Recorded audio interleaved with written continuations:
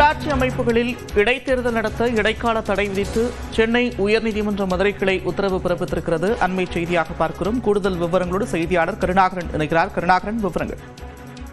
நந்தா, அதாவது தமிழகத்தில் உள்ளாட்சி தேர்தலுடைய பதவிக்காலம் முடியும் முன்பே இறப்பு மற்றும் பதவி நீக்கம் உள்ளிட்ட காரணங்களுக்காக காலியாக உள்ள பணியிடங்களுக்கு அந்த இடைத்தேர்தல் நடத்த உள்ளாட்சி அமைப்பு திட்டமிட்டுள்ளது. இதற்காக ஒரு அறிவிப்பு தமிழகம் முழுவதும் 9 மாவட்டங்களில் 330 பணியிடங்களுக்கு ஒரு பட்டியல் வெளியிட்டுள்ளது. ஆனால் தற்பொழுது அந்த தேர்தல் நடத்தக்கூடாது. காரணம் புகைப்படத்துடன் கூடிய அடையாள அட்டை, வாக்காளர் அடையாள அட்டை வெளியிட வேண்டும். இடஒதுக்கீடு 2021 மக்கள் தொகை அடிப்படையில் இடஒதுக்கீடு வெட்டியிட்ட பிறகுதான் இந்த தேர்தலை நடத்த வேண்டும். இதில் உள்நோக்கம் உள்ளது. குறிப்பிட்ட சில இடங்களுக்கு தான் தேர்தல் நடத்தப்படுகிறது என்று மனு தாக்கல் செய்திருந்தார்.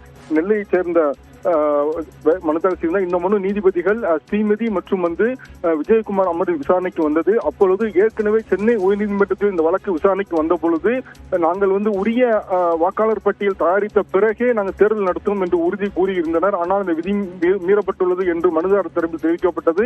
இதைத் தொடர்ந்து அந்த காலியாக உள்ளாட்சி அமைப்புகளில் காலியாக உள்ள அந்த காலி பணியிடங்களுக்கு அந்த இடைக்கால தேர்தல் நடத்துவதற்கு இடைக்கால தடை விதித்து உத்தரவிட்டனர்.